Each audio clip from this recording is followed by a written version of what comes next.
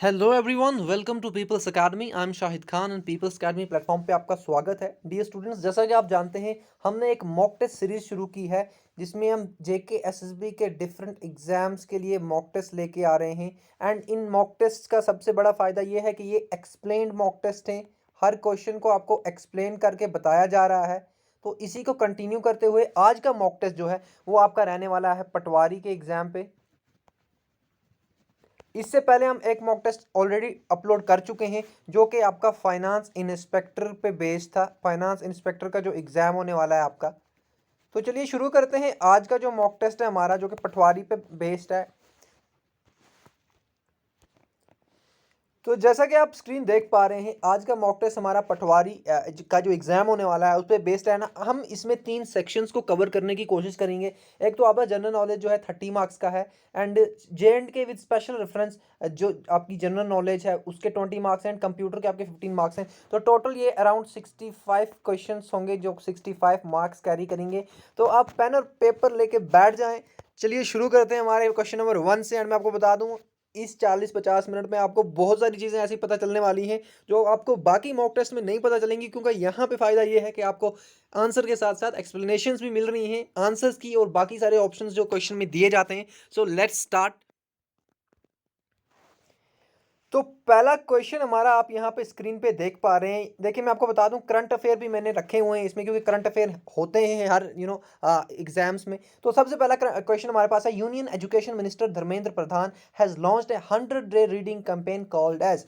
तो धर्मेंद्र प्रधान जो union education minister हैं, उन्होंने एक 100-डे रीडिंग कैंपेन शुरू किया है। हमें इसका नाम बताना है। तो मैं आपको बता दूं, इसका करेक्ट ऑप्शन जो है वो ऑप्शन नंबर बी है, पढ़े भारत। तो पढ़े भारत इस 100-डे रीडिंग कैंपेन का नाम है। ओके, एंड मैं आपको बता दूं, ये रीडिंग कैंपेन जो है ये न्यू एजुकेशनल पॉलिसी जो है उसका पार्ट है जो 2020 में आई।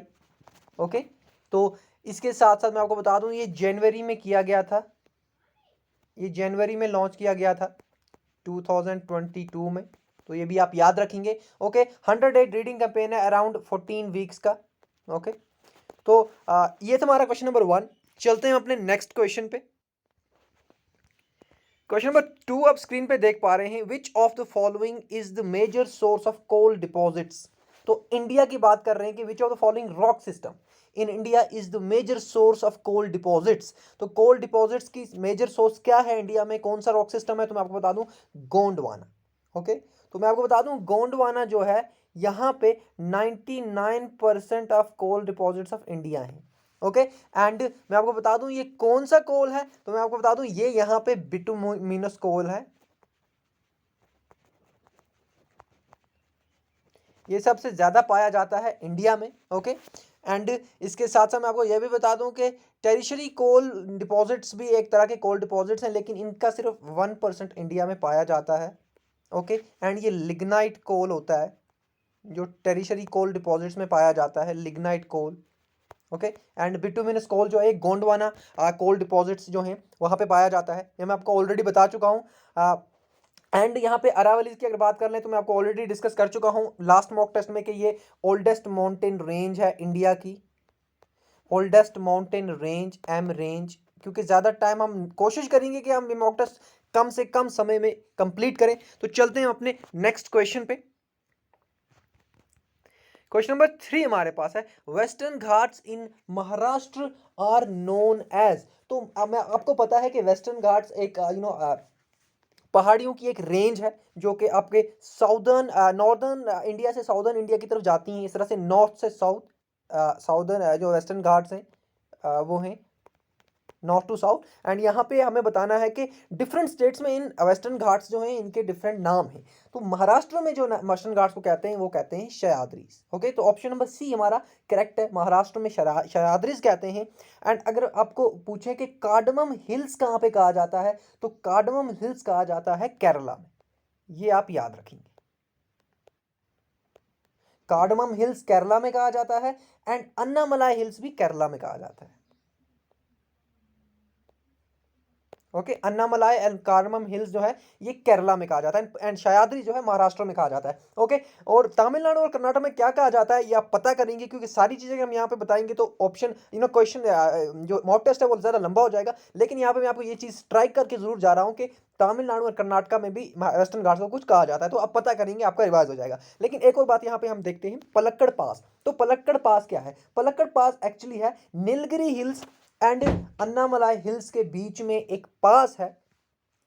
Nilgiri hills, Nilgiri hills and Annamalai hills जो हैं ये वेस्टर्न घाट्स की हिल्स हैं, तो इनमें एक पास है जिसको पलक्कड़ पास कहा जाता है। एंड मैं आपको बता दूं वेस्टर्न घाट्स जो है ये कंटिन्यूस रेंज है, लेकिन ये एक्सेप्शन है यहाँ पे कि यहाँ पे एक पास आ जाता है इसमें। ओके, अदरवाइज ये कंटिन्यूस रेंज है। तो चलते हैं हम अपने नेक्स्ट क्वेश्चन पे। क्वेश्चन नंबर 4 आपका स्क्रीन पे है, outer Himalayas also known as Shivaliks in Jammu region these Himalayas are called as. तो आपको पता है कि देयर आर थ्री हिमालयाज में 3 माउंटेन रेंजेस हैं। एक तो आपके आगे greater Himalayas, sorry greater Himalayas, एक आपके आगे जिनको आप हिमाचल कहते हैं मिडिल हिमालयाज, एंड तीसरा आपका आ गया शिवालिक्स जिनको आप आउटर हिमालयाज भी कहते हैं। ओके, तो यहां पे हमें पूछा गया है कि शिवालिक्स जो आउटर हिमालयाज हैं जम्मू रीजन में इनको क्या कहा जाता है। तो यहां पे करेक्ट ऑप्शन हमारे पास है जम्मू हिल्स। तो शिवालिक्स जो हैं इनका जो स्ट्रेच जम्मू में है, शिवालिक्स का आउटर हिमालयाज का, तो इनको जम्मू हिल्स कहा जाता है। यहाँ पे आप याद रखेंगे जम्मू में, जम्मू और कश्मीर स्टेट में जम्मू में इनको जम्मू हिल्स कहा जाता है, आउटर हिमालयाज को इनको शिवालिक्स भी कहा जाता है। तो मैं आपको बता दूं ये 3 हिमालयन माउंटेन रेंज है 1, 2 एंड 3। एक तो आपके पास हो गई ग्रेटर हिमालय, इसको हिमाद्री भी कहते हैं। ओके, ग्रेटर हिमालयाज को हिमाद्री भी कहते हैं, मिडिल हिमालयाज को हिमाचल कहते हैं, मिडिल हिमालयाज, एंड शिवालिक्स आपके हो गए आउटर हिमालय। तो यहाँ पे देखें आपको मैंने हिमालयस के बारे में बता दिया एंड यहाँ पे करेक्ट ऑप्शन भी बता दिया। और यहाँ पे एक और बात जो मैं आपको बताना चाहता हूँ वो ये है कि यहाँ पे जो आप ये डाफला हिल्स देख रहे हैं, असल में ये डाफला हिल्स जो हैं अरुणाचल प्रदेश की हिल्स हैं। Dafla, Mishmi and Abor, Mishmi and Abor. तो यहाँ पे ये क्या है, जिस तरह से शिवालिक्स को जम्मू कश्मीर में जम्मू हिल्स कहा जाता है, इसी तरह अरुणाचल प्रदेश में इसी शिवालिक्स की जो रेंज में जो हिल्स आती हैं उनको ये 3 नाम दिए गए हैं, Dafla, Mishmi and Abor hills. Okay, तो ये पार्ट है आउटर हिमालयस का, शिवालिक्स का। ओके, आई होप इतना क्लियर है आपको। चलते हैं अपने नेक्स्ट क्वेश्चन में। बाय द वे ये दो आप पता करेंगे कि ये किसमें आते हैं, ये आपके लिए होमवर्क है। हर क्वेश्चन में कोई ना कोई होमवर्क आपके लिए होगा। ये सिर्फ मैं इसलिए कर रहा हूँ आपका एक तो रिवीजन भी हो जाए और एक आपका अच्छा खासा मॉक टेस्ट भी हो जाए, क्योंकि कहीं पे इस तरह से मॉक टेस्ट नहीं कराया जा रहा है। तो चलते हैं क्वेश्चन नंबर 5 पे। क्वेश्चन नंबर 5 हमारे पास है, which of the following canal has been taken out from the Damodar river. Okay, so Damodar river से कौन सा कैनल जो है ये निकाला गया है, यानी कि दामोदर रिवर पे कौन सा कैनल है। तो मैं आपको बता दूं सबसे पहले दामोदर रिवर जो है it rises in Jharkhand. Damodar river जो है ये झारखंड में राइज होती है। ओके, ओरिजिन होता है इसका छोटा नागपुर रीजन में, छोटा नागपुर रीजन। अब यहाँ पे हमें बता, एक तो हमें दामोदर रिवर का पता चल गया कि कहां से राइज होती है। अब यहाँ पे दामोदर रिवर को एक और नाम दिया जाता है sorrow of Bengal, sorrow of Bengal. Floods की वजह से ये नाम इसको पड़ा है कि बंगाल में बड़े फ्लड्स आते हैं इसकी वजह से। अब यहाँ पे हम बात करते हैं जो ये कैनल है दामोदर रिवर, तो इसका नाम है एडन कैनल। ये ऑप्शन नंबर सी जो आप देख पा रहे हैं यही दामोदर रिवर पे है। एंड मैं आपको बता दूं दामोदर रिवर की एक ट्रिब्यूटरी की बात भी कर लेते हैं। तो दामोदर रिवर की एक ट्रिब्यूटरी है जिसको नाम दिया जाता है बराकर, बराकार और बराकर ये ट्रिब्यूटरी है दामोदर रिवर की। तो देखें कितनी सारी चीजें मैं आपको ऑलरेडी बता चुका हूं। चलते हैं हम अपने नेक्स्ट क्वेश्चन पे। इंदिरा गांधी चैनल के बारे में आप पता करेंगे कि ये कहां पे है। ओके, चलते हैं नेक्स्ट क्वेश्चन पे। क्वेश्चन नंबर 6 हमारे पास है, which of the following process takes place in lakes during eutrophication. तो यूट्रोफिकेशन एक प्रोसेस है। ये इन्वायरमेंट का क्वेश्चन आपके लिए आ गया क्योंकि इन्वायरमेंट एंड इकोलॉजी आपके सिलेबस में है। ओके, जीके पोर्शन में। तो अभी हम जीके पोर्शन जो है 30 मार्क्स वाला वही डिस्कस कर रहे हैं, 30 क्वेश्चन तक तो यही चलेगा। तो यहाँ पे क्या बताना है हमें, यूट्रोफिकेशन में क्या होता है। रैपिड डिस्ट्रक्शन ऑफ अलगे नहीं होता है, ये उल्टा होता है। अलगे की तो बहुत ज्यादा ग्राउथ होती है यहाँ पे, तो गलत हो गया पहला। एक्सेस ऑफ डिसॉल्व ऑक्सीजन, तो ऑक्सीजन यहाँ पे एक्सेस नहीं होता है, ऑक्सीजन की मात्रा कम हो जाती है, डिक्रीज हो जाती है यूट्रोफिकेशन की वजह से। एंड तीसरा क्या है, excess of nutrients in water, तो बिल्कुल सही है। यूट्रोफिकेशन जो होता है प्रोसेस में क्या होता है कि पानी में बहुत ज़्यादा न्यूट्रिएंट्स की वजह से वहाँ पे अलगल ग्राउथ होती है एंड उसकी वजह से ऑक्सीजन कम हो जाता है एंड उसकी वजह से फिशेज मर जाती हैं। तो यूट्रिफिकेशन न्यूट्रिएंट्स ज़्यादा हो जाते हैं वाटर में, तो यही इसका करेक्ट ऑप्शन है। चौथा हम देखते थे loss of dissolve nutrients in water, तो भाई लॉस ऑफ डिसॉल्व न्यूट्रिएंट्स नहीं है, न्यूट्रिएंट्स ज़्यादा हो जाते हैं, तो ये करेक्ट ऑप्शन है, सी ऑप्शन इसका। ओके, यूट्रोफिकेशन पे इससे ज़्यादा आपको पढ़ना हो तो आप गूगल करके इसको पढ़ लीजिएगा, 2-3 मिनट लगेंगे, इससे ज़्यादा तो नहीं लगेंगे। चलते हैं अपने नेक्स्ट क्वेश्चन में। सब फिर से मैं बता रहा हूँ, यूट्रोफिकेशन में न्यूट्रिएंट्स वाटर में ज़्यादा हो जाते हैं जिसकी वजह से ऑक्सीजन कम हो जाता है, जिसकी वजह से अलगल ग्राउथ होती है, अलगल ग्राउथ की वजह से ऑक्सीजन कम होता है, उसकी वजह से फिशेज जो हैं उनकी डेथ हो जाती है। तो चलते हैं हम अपने नेक्स्ट क्वेश्चन पे, क्वेश्चन नंबर 7 देखते हैं क्या है हमारे पास। तो एक और करंट अफेयर आपके पास आ गया, बहुत इंपॉर्टेंट करंट अफेयर है। तो क्वेश्चन नंबर 7 हमारे पास है, which of the following country participated in naval exercise Chiru. तो चीरू एक नेवल एक्सरसाइज है, तो कौन सी कंट्री, गल्फ ऑफ ओमान में एक्सरसाइज हुई है, तो कहाँ कौन कौन सी कंट्रीज ने पार्टिसिपेट किया है, तो मैं आपको बता दूं, रशिया ने, चाइना ने एंड ईरान ने, तीनों कंट्रीज ने पार्टिसिपेट किया है। तो ऑल ऑफ द अबो जो है इसका करेक्ट ऑप्शन है। ओके, आप ये याद रखेंगे। चलते हैं हम अपने नेक्स्ट क्वेश्चन पे। बाय द वे आप यहाँ पे एक बात और याद रखेंगे, तो गल्फ ऑफ ओमान जो है, गल्फ ऑफ ओमान के बारे में आपको बता दूं, यहाँ पे एक स्ट्रेट भी है, Strait of Hormuz, Strait of Hormuz,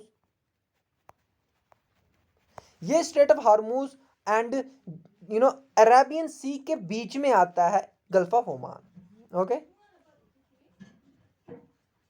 Arabian Sea and Strait of Hormuz के बीच में क्या आता है, गल्फ ऑफ ओमान, तो ये इन दो चीजों को कनेक्ट करता है, आप इस तरह से याद रखेंगे। ओके, चलते हैं हम अपने नेक्स्ट क्वेश्चन पे।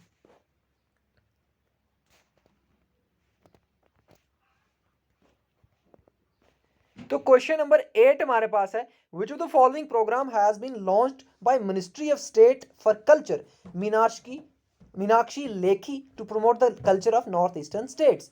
तो नॉर्थ ईस्टर्न स्टेट्स के कल्चर को प्रमोट करने के लिए मिनिस्ट्री ऑफ स्टेट जो है कल्चर के लिए, मीनाक्षी लेखी, उन्होंने कौन सा प्रोग्राम लॉन्च किया है, तो यहां पे मैं आपको बता दूं इसका करेक्ट ऑप्शन हमारे पास है option number A, north east on wheels expedition. Okay, तो ये प्रोग्राम लॉन्च किया गया है ताकि जो कल्चर है नॉर्थ ईस्टर्न स्टेट्स का उसको प्रमोट किया जाए, उसको प्रोटेक्ट किया जाए।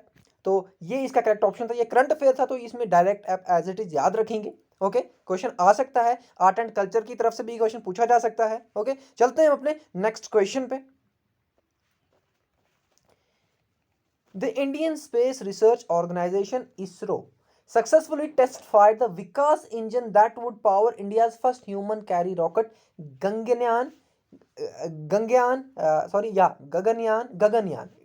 Gaganyaan human space mission. This qualification test was conducted by ISRO in dash. तो यहाँ पे क्या हुआ है, इसरो के द्वारा एक टेस्ट किया गया है एक रॉकेट को, जो कि एक रॉकेट इंजन को टेस्ट किया गया है विकास के नाम से। तो ये रॉकेट इंजन का करेगा फर्स्ट ह्यूमन कैरी रॉकेट जो है गगनयान, उस ह्यूमन स्पेस मिशन के लिए उसको कैरी करेगा। तो ये कहाँ से लॉन्च किया गया हमें ये बताना है। तो इसका जो करेक्ट ऑप्शन है हमारे पास वो है ऑप्शन नंबर बी, तमिलनाडु से लॉन्च किया गया है। ओके, ये विकास इंजन। तो मैं आपको बता दूं, जो साइंस एंड टेक्नोलॉजी का आपका टॉपिक है ना, साइंस एंड टेक्नोलॉजी का पटवारी में, तो वहाँ से आपको करंट अफेयर ही पूछे जाएंगे, मोस्टली करंट अफेयर से आएंगे, क्योंकि science and technology as it is कोई सब्जेक्ट नहीं है। ओके, मोस्टली जो है करंट अफेयर्स आते हैं करंट साइंस एंड टेक्नोलॉजी पे, सिर्फ करंट से। तो ये असल में यूपीएससी में होता है ये टॉपिक, जेकेएएस में भी ये टॉपिक है, तो ये वहाँ से डाल दिया है इन्होंने। तो ये आप याद रखेंगे, तमिलनाडु से लॉन्च किया गया है। चलते हैं हम अपने नेक्स्ट क्वेश्चन पे, देखते हैं क्वेश्चन नंबर 10 क्या है हमारा। क्वेश्चन नंबर 10 हमारे पास है, which space agency has launch the world smallest satellite carrying rocket. तो यहाँ पे अब क्या बताना है हमें कि कौन सी स्पेस एजेंसी जो है दुनिया की, उन्होंने सबसे छोटा सैटेलाइट कैरिंग रॉकेट लॉन्च किया है। ओके, तो मैं आपको बता दूं इसका फुल यहाँ पे करेक्ट ऑप्शन है ऑप्शन नंबर ए, जक्सा। तो जग्जा या फिर जैक्सा, जिस तरह से आप इसको प्रोनाउंसिएट करें, तो ये जापान की एक स्पेस कंपनी है, स्पेस एजेंसी है। ओके, जापान की, एंड इसका पूरा नाम है Japan aerospace Japan aerospace exploration agency. तो इनके द्वारा ये लॉन्च किया गया है ये सैटेलाइट, जो बहुत ही स्मॉलेस्ट सैटेलाइट है जो रॉकेट को कैरी करेगा। तो ये आप याद रखेंगे। चलते हैं हम अपने नेक्स्ट क्वेश्चन पे। एंड यहाँ पे मैं बता दूं, इस सैटेलाइट का नाम जो है इन्होंने रखा है SS-520। ओके, ये भी आप याद रखेंगे। एंड यहाँ पे मैं आपको इसरो के बारे में बता दूं, इसरो ऊपर हम डिस्कस कर चुके हैं विकास इंजन के रिगार्डिंग। तो इसरो बनाया गया था 1962 में। एंड इसके साथ साथ इसरो के हेडक्वार्टर हैं बेंगलुरु में। ओके, तो इसरो के बारे में आप अच्छे से पढ़ लीजिएगा, साइंस एंड टेक्नोलॉजी का टॉपिक है तो क्वेश्चन आ सकता है। चलते हैं अपने नेक्स्ट क्वेश्चन पे। क्वेश्चन नंबर 11 हमारे पास है, Gulf of Aden and Red Sea are connected by which of the following strait. तो कौन सा स्ट्रेट जो है वो कनेक्ट करता है गल्फ ऑफ एडन को, किससे? रेड सी से। तो रेड सी से गल्फ ऑफ एडन को करता है यहाँ पे हमारा कनेक्ट, क्या? Option number D, Babal मंदेब। Straight of Babal मंदेब connect करता है रेड सी और गल्फ ऑफ एडन को। एंड यहाँ पे ये दो कंट्रीज को आपस से सेपरेट भी करता है। तो एक तो हमारी यमन है और दूसरी आपकी जिबूती है। Okay, Djibouti. इन दो कंट्रीज को सेपरेट करता है बाबल मंदेब स्ट्रेट, बट कनेक्ट करता है Gulf of Aden and Red Sea को। तो ये आप याद रखेंगे। चलते हैं हम अपने नेक्स्ट क्वेश्चन पे। स्ट्रेट ऑफ हार्मोज के बारे में आपको बता चुका हूं मैं। अब यहाँ पे पाल्क स्ट्रेट की बात आई तो ये है इंडिया एंड श्रीलंका के बीच में। India and Sri Lanka. तो चलते हैं अपने नेक्स्ट क्वेश्चन पे। इसका correct option option number D marked है। ओके, क्वेश्चन नंबर 12 हमारे पास है, which of the following state is bisected by the Tropic of Cancer. तो ट्रॉपिक ऑफ कैंसर जो है किन किन स्टेट्स को बाइसेक्ट करता है? तो यहाँ पे मैं आपको बता दूं, गुजरात को भी कर रहा है, राजस्थान को भी कर रहा है, मध्य प्रदेश को भी कर रहा है। तो ऑल ऑफ द अबो जो है ऑप्शन है। Okay, option all of the above है। एंड यहाँ पे एक और बात मैं आपको बताना चाहता हूँ कि ये तो हो गए 3 स्टेट, और भी कुछ स्टेट्स हैं जिनको ट्रॉपिक ऑफ कैंसर जो है वो बाइसेक्ट करता है इंडिया में। तो वो कौन कौन से स्टेट हैं? एक हमारे पास आ गया त्रिपुरा, और हमारे पास है छत्तीसगढ़, और हमारे पास है वेस्ट बंगाल। कितने हो गए? 6 स्टेट्स। एक और हमारे पास है मिजोरम, एंड एक और स्टेट हमारे पास है जिसका नाम है झारखंड। तो कुल मिला के ये 8 स्टेट हैं जिनको ट्रॉपिक ऑफ कैंसर बाइसेक्ट करता है इंडिया में। चलते हैं हम अपने नेक्स्ट क्वेश्चन पे। क्वेश्चन नंबर 13 हमारे पास है, which among the following state of India celebrates Majuli festival. तो मजूली फेस्टिवल कौन सा स्टेट जो है वो सेलिब्रेट करता है? तो मैं आपको बता दूं, असम स्टेट सेलिब्रेट करता है मजूली फेस्टिवल। ये आपका आर्ट एंड कल्चर से क्वेश्चन आ गया, आर्ट एंड कल्चर। तो मैंने सारे टॉपिक्स में से क्वेश्चन लाए हैं ताकि आपको चीज़ें स्ट्राइक हो कि किस तरह से क्वेश्चन पूछा जा सकता है। एंड मैं आपको बता दूं, ये एसएसबी के पेपर्स को देख के सेट किया गया है क्वेश्चन। एंड कुछ क्वेश्चन आपको इजी लगेंगे, कुछ डिफिकल्ट लगेंगे, कुछ ऐसा लगेंगे जो बिल्कुल हट के आए। तो इसी तरह एसएसबी का भी पेपर होता है। 2 4 5 क्वेश्चन ऐसे होते हैं जो थोड़े से डिफिकल्ट होते हैं, कुछ क्वेश्चन ऐसे होते हैं जो बहुत आसान होते हैं, कुछ क्वेश्चन ऐसे होते हैं जो मॉडरेट होते हैं। तो यहाँ पे इसी तरह से क्वेश्चन सेट किया गया है। असम में मजूली फेस्टिवल होता है। एंड नागालैंड की बात करें तो यहाँ पे भी एक फेस्टिवल है हॉर्न बिल के नाम से, हॉर्नबिल फेस्टिवल। ओके, ये आप याद रखेंगे।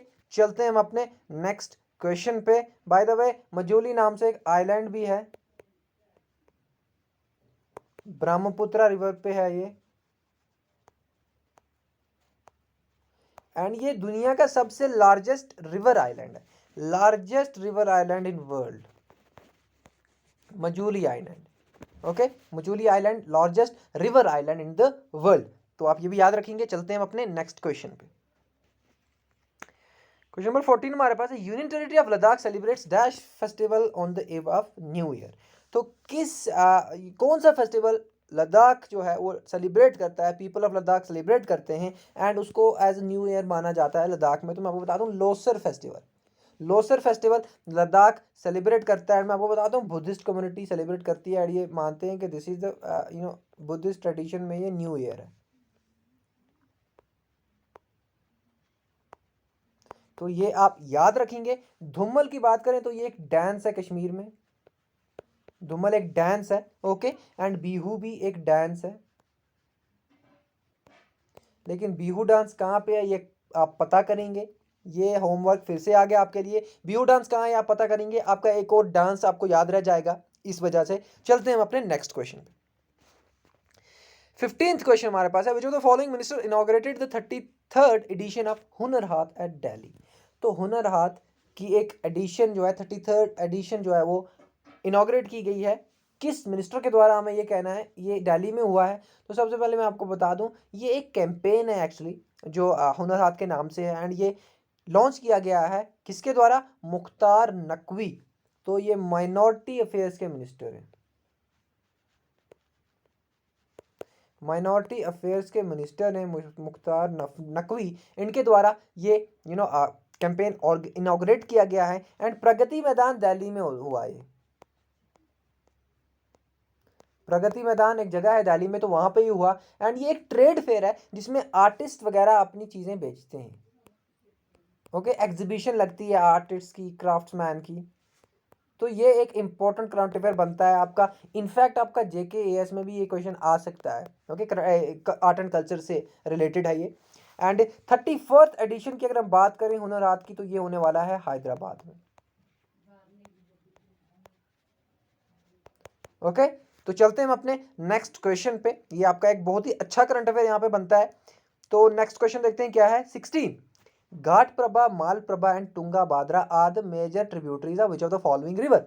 तो मैं आपको बता दूं लास्ट टाइम FA के एग्जाम में किसी ने बहुत लोगों ने सोचा भी नहीं था कि एक अलग रिवर का आपको ट्रिब्यूटरी पूछ ली गई थी, भागीरथी की ट्रिब्यूटरी आपको पूछी गई थी। तो यहाँ पे इसी तरह से मैंने जो ट्रिब्यूटरीज हैं, 3 मेजर ट्रिब्यूटरीज हैं एक रिवर की, तो ये हमें बतानी है कि कौन सी रिवर की है। तो मैं आपको बता दूं यहाँ पे इसका करेक्ट ऑप्शन है हमारे पास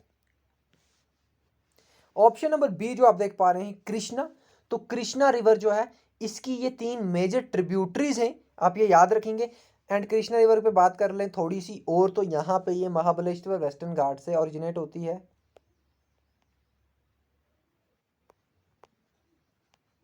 वेस्टर्न घाट से ओरिजिनेट होती है, ओके। एंड इसके साथ साथ मैं आपको ये भी बता दूं कि जो कावेरी रिवर आप यहाँ पे देख पा रहे हैं ये कर्नाटका से ओरिजिनेट होती है, के याद रखेंगे आप, कावेरी कर्नाटका में रहती है, तो इस तरह से आप याद रख सकते हैं। एंड माही रिवर की बात करें तो माही रिवर जो है ये मध्य प्रदेश से ओरिजिनेट होती है, ओके। तो माही रिवर का सिंपल आप याद रखेंगे, स्टेट भी M से है, माही रिवर का नाम भी M से है। तो 2 ही स्टेट हैं M से, जो नॉर्थ ईस्टर्न स्टेट को छोड़ के जो सेंट्रल इंडिया में 2 ही ऑलमोस्ट स्टेट हैं जो M से आते हैं, एक तो महाराष्ट्र एक तो मध्य प्रदेश। तो मध्य प्रदेश से माही रिवर ओरिजिनेट होती है, ओके। तो चलते हैं हम अपने नेक्स्ट क्वेश्चन पे। ये ट्रिब्यूटरीज इंपॉर्टेंट ट्रिब्यूटरीज हैं, याद रखेंगे, ये कृष्णा रिवर की हैं, ओके। ये ही करेक्ट ऑप्शन भी है, option number B. So question number 17 हमारे पास है, which of the following river flows through the Tiruttani, a famous pilgrimage place in South America. तो एक पिलग्रिमेज प्लेस है साउथ इंडिया में, साउथ इंडिया में, आई थिंक मैंने साउथ अफ्रीका बोल दिया, साउथ इंडिया में एक पिलग्रिमेज प्लेस है तिरुतनी जिसका नाम है। एंड यहाँ से कौन सी रिवर फ्लो होती है, तो आपको ये जानना है, ये बताना है आपको, आंसर देना है आपको। तो यहाँ पे करेक्ट ऑप्शन हमारे पास है, कौन सा ऑप्शन है यहाँ पे मैं आपको बता दूं, यहाँ ऑप्शन है option number D, Nandi river. तो नंदी रिवर जो है, नंदी रिवर से यहीं पे लोकेटेड है क्या, तिरुतनी, जो एक फेमस पिलग्रिमेज प्लेस है। एंड मैं आपको बता दूं तिरुतनी जो है ये तमिलनाडु में है, ये आप याद रखेंगे, ओके, तमिलनाडु में है, तो ये भी आप याद रखेंगे। चलते हैं हम अपने नेक्स्ट क्वेश्चन पे। बाय द वे सुबर्णरेखा की बात करें तो सुबर्णरेखा रिवर है झारखंड की, ओके, झारखंड से ओरिजिनेट होती है। एंड इसकी इंपॉर्टेंस क्यों है कि उसको स्ट्रीक ऑफ गोल्ड कहा जाता है, स्ट्रीक ऑफ गोल्ड, ओके, ये आप याद रखेंगे। पल्लार रिवर जो है ये आपकी कर्नाटका की रिवर है। एंड बेतरानी रिवर के बारे में आप पता करेंगे कि ये कहाँ की रिवर है, ओके। तो इस तरह से होमवर्क भी हो जाएगा, रिवीजन भी हो रहा है, मॉक टेस्ट भी हो रहा है, तो सारी चीजें कॉम्बो में हो रही हैं। चलते हैं अपने नेक्स्ट क्वेश्चन पे। क्वेश्चन नंबर 18 हमारे पास है, which economic activity can not be included in the tertiary sector. तो टेरिशरी सेक्टर में कौन सी यहाँ पे एक्टिविटी नहीं हो सकती। तो सबसे पहले आपके पास 3 मेजर सेक्टर्स हैं। एक तो पास आपका प्राइमरी आ गया, आपका सेकेंडरी आ गया, आपका टेरिशरी आ गया। प्राइमरी में क्या होता है, ज़्यादातर एग्रीकल्चर बेस्ड सेक्टर है, ये चीज़ें उगाई जाती हैं, ओके, सारा एग्रीकल्चर एक्टिविटी वगैरह होती है। सेकेंडरी में आपका इंडस्ट्रीज आता है, फिर ये एग्रीकल्चर में जो रॉ मटेरियल निकलता है इनको प्रोसेस किया जाता है इंडस्ट्रीज में, जो सेकेंडरी सेक्टर है। टर्शियरी सेक्टर जो है ना, ये सर्विसेज से रिलेटेड है, ओके, सर्विसेज रिलेटेड है। तो working in A call centre tertiary है, बिल्कुल सर्विस है। टीचिंग एट कोचिंग इंस्टीट्यूट, ये भी सर्विस है, मैं आपको सर्विस दे रहा हूँ इस टाइम पे यूट्यूब पे। बैंकिंग भी एक सर्विस है। तो यहाँ पे बी कीपिंग जो है, बी कीपिंग टेरिशरी सेक्टर में नहीं आता है, ये आपका आएगा किस में, ये आपका आएगा प्राइमरी सेक्टर में, ओके। हाँ, बी कीपिंग से जो हनी होगा उसको प्रोसेस करेंगे अगर हम, तो वो आपका आ जाएगा सेकेंडरी सेक्टर में फिर, ओके, ये आप याद रखेंगे। तो चलते हैं हम अपने नेक्स्ट क्वेश्चन पे। क्वेश्चन नंबर 19 हमारे पास है, private ownership of means of production is a feature of dash economy. तो थोड़ा इजी क्वेश्चन है, क्योंकि एसएसबी इजी क्वेश्चन भी डाल देता है, फेरन पे जब क्वेश्चन आ सकता है तो ये क्वेश्चन तो आ ही सकता है, ओके। तो आप ये याद रखेंगे। तो 19 क्वेश्चन का यहाँ पे करेक्ट ऑप्शन क्या है, जहाँ पे प्राइवेट ओनरशिप होती है तो उसको कैपिटलिस्ट इकोनॉमी कहते हैं, ओके, कैपिटलिस्ट इकोनॉमी। और जिसमें स्टेट कंट्रोल इकोनॉमी होती है उसको सोशलिस्ट इकोनॉमी कहते हैं, state control economy. And mixed economy जो वो है जिसमें कुछ चीज़ें स्टेट कंट्रोल भी हों, कुछ चीज़ें प्राइवेट भी हों, दोनों पब्लिक एंड प्राइवेट सेक्टर होता है इसमें, public and private sector ownership, okay. तो ये मिक्स्ड इकोनॉमी है, ये इंडिया में मिक्स्ड इकोनॉमी है, आप ये भी याद रखेंगे। तो मोनोपोली एक मार्केट है, आप इसके फीचर पढ़ेंगे कि मोनोपोली किस मार्केट को कहते हैं। बहुत सारी मार्केट्स हैं, perfect competition, monopolistic, monopoly, oligopoly. तो ये सारी चीज़ें आप पढ़ेंगे। इस तरह से मैं आपको एक चीज़ स्ट्राइक कर रहा हूँ कि भाई ये चीज़ रिवाइज कर लो, ओके। करेक्ट ऑप्शन क्या था, ऑप्शन नंबर डी। चलते हैं अपने नेक्स्ट क्वेश्चन पे। Mawsynram is a place in the state of Meghalaya and receives highest average rainfall in the world. It is situated on which of the following hill? तो सबसे पहले मैं आपको बता दूं, क्लाइमेट से आपका क्वेश्चन आ गया। तो मावेसनरम जो है ये एक प्लेस है मेघालय में, जो कि नॉर्थ ईस्टर्न स्टेट है, नॉर्थ ईस्टर्न स्टेट है मेघालय। तो यहाँ पे ये जगह है जहाँ दुनिया की सबसे ज़्यादा एवरेज रेनफॉल होता है। तो ये हमें बताना है कि ये कौन सी हिल पे है। क्वेश्चन थोड़ा सा डिफिकल्ट कर दिया है मैंने। मावेसुंदरम कहाँ पे है ये तो मेघालय में सबको पता है, ज़्यादा बारिश होती है सबको पता है, लेकिन किस हिल पे है ये बहुत कम लोगों ने ध्यान दिया होगा। तो यहीं पे तो आपको बताना है कि किस हिल पे है ये। तो क्वेश्चन नंबर 20 का आंसर यहाँ पे है बी, खासी हिल्स, ओके। तो 3 हिल हैं मेजर, गारो, खासी, जयंतिया। तो खासी हिल में ही मावेसनरम है जहाँ पे सबसे ज़्यादा रेनफॉल होता है। एंड यहाँ पे एक और आपके लिए क्वेश्चन है, एक और जानकारी है कि कौन से पैटर्न का रेनफॉल होता है यहाँ पे। तो आपको पता है साउथ वेस्ट मानसून में 2 ब्रांचेज हैं, साउथ वेस्ट मानसून की 2 ब्रांचेज हैं। एक तो आपके पास हो गई Bay of Bengal branch, Bay of Bengal branch. दूसरा आपका हो गया अरेबियन सी ब्रांच। तो बे ऑफ बंगाल ब्रांच जो है ना, बे ऑफ बंगाल ब्रांच की वजह से ही मेघालय में मावेसनरम में सबसे ज़्यादा रेनफॉल होता है। तो आप ये याद रखेंगे, साउथ वेस्ट मानसून की एक ब्रांच है बे ऑफ बंगाल ब्रांच। तो देखिए यहाँ से इस तरह से मैं आपको कोशिश कर रहा हूँ कि बहुत सारी चीज़ें आपको रिवाइज हो जाए, क्लाइमेट भी रिवाइज हो जाए, क्वेश्चन भी हो जाए। तो चलते हैं अपने नेक्स्ट क्वेश्चन पे। क्वेश्चन नंबर 21 है, which of the following soil covers maximum geographical area in India. तो इंडिया में ज्योग्राफिकल एरिया सबसे ज्यादा किस सॉइल से कवर है। तो यहाँ पे करेक्ट ऑप्शन है अलूवियल सॉइल। अलूवियल सॉइल से मैक्सिमम एरिया जो है, ज्योग्राफिकल एरिया जो है इंडिया का कवर है, सबसे ज्यादा सॉइल ये पाई जाती है इंडिया में। एंड मैं आपको बता दूं सिल्ट डिपॉजिट्स की वजह से ये सॉइल होती है, सिल्ट डिपॉजिट्स, तो रिवर्स जो सिल्ट लेके आती हैं, ओके। तो ये भी आप याद रखेंगे। सॉरी। चलते हैं अपने नेक्स्ट क्वेश्चन पे। अब आप ये पता करेंगे कि अलूवियल सॉइल में कौन से क्रॉप जो हैं वो ज़्यादा ग्रो होने के चांसेस हैं, ज़्यादा प्रोडक्शन हो सकती है। चलते हैं अपने नेक्स्ट क्वेश्चन पे। 22 हमारे पास है, the largest gulf of the world is situated in which of the following continent.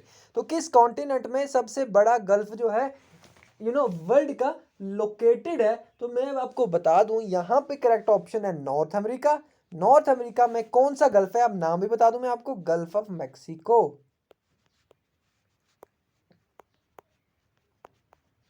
तो गल्फ ऑफ मैक्सिको जो है नॉर्थ अमेरिका में है एंड ये सबसे बड़ा गल्फ है वर्ल्ड का, आप ये याद रखेंगे। ओके, एशिया जो है सबसे बड़ा कॉन्टिनेंट है वर्ल्ड का,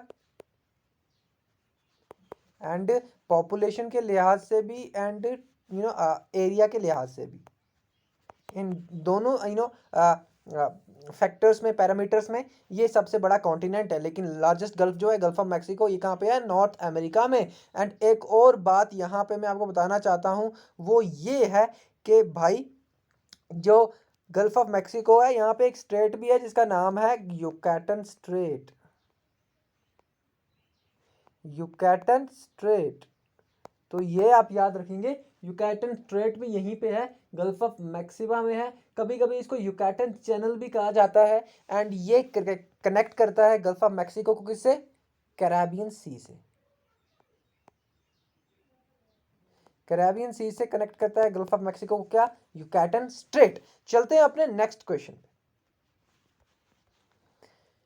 ये आपका इकोनॉमी से आ गया। देखो इकोनॉमी से ज़्यादातर आपको अगर आपको टेक्निकल इकोनॉमिक्स नहीं दिया गया है, इकोनॉमी दिया गया है, सिलेबस में इकोनॉमी लिखा गया है, तो आपको समझना आना चाहिए कि ये प्रैक्टिकल पार्ट पूछ रहे हैं इकोनॉमी का। इसमें आपको वो नहीं आएगी, बाकी सारी चीज़ें, प्रोडक्शन बताओ, कर्व बताओ कहाँ से होगा, वो चीज़ नहीं आ सकती। आपको इकोनॉमी में पूछा जाएगा जो करंट चीज़ें हैं या फिर जो चीज़ें होती हैं इंडियन इकोनॉमी में, रनिंग चीज़ें हैं, प्रैक्टिकल चीज़ें हैं, तो उनकी अगर बात करें तो यहाँ पे क्वेश्चन क्या है? रिसेंट बजट में फिक्सल डेफिसिट 2022-23 का क्या है? तो मैं आपको बता दूं, यहाँ पे करेक्ट ऑप्शन है option number A, 6.4% fiscal deficit estimate किया गया है 2022-23 में। ओके, निर्मला सीतारमन जो है बजट इन्होंने प्रेजेंट किया, जो कि फाइनेंस मिनिस्टर हैं इंडिया की। तो ये भी आप याद रखेंगे। चलते हैं हम अपने नेक्स्ट क्वेश्चन पे। क्वेश्चन नंबर 24 हमारे पास है, which of the following book was written by viceroy of India lord Curzon. Okay, तो थोड़ा डिफरेंट तरीके से क्वेश्चन है। लॉर्ड कर्जन आपको पता है ये वॉइस रॉय थे इंडिया के, एंड इन्होंने बड़ी गड़बड़ कर दी पार्टीशन ऑफ बंगाल करके। पार्टीशन ऑफ बंगाल करा दिया इस बंदे ने। ओके, एंड यहाँ पे हमें बताना है कि भाई जो ये वाइस रॉय लॉर्ड कर्जन थे, इन्होंने कौन सी किताब लिखी थी? तो यहाँ पे करेक्ट ऑप्शन हमारे पास है option number B, problems of the east.